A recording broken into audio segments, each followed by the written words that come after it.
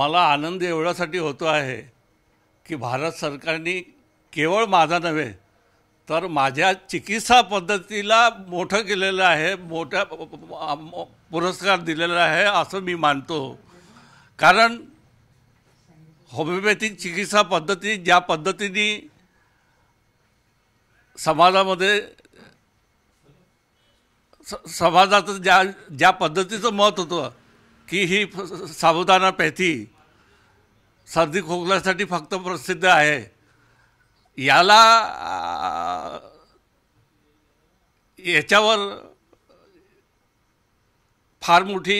लोकांची प्रतिक्रिया राहील की नाही, होमिओपॅथी चिकित्सा पद्धती ही केवळ सर्दी खोकल्याची नाही तर असाध्य रोगही यामुळे दुरुस्त होतात, चांगले होतात, हा भाव समाजामध्ये निर्माण झाला आणि म्हणून त्याचा आनंद मला जास्त होतो आहे.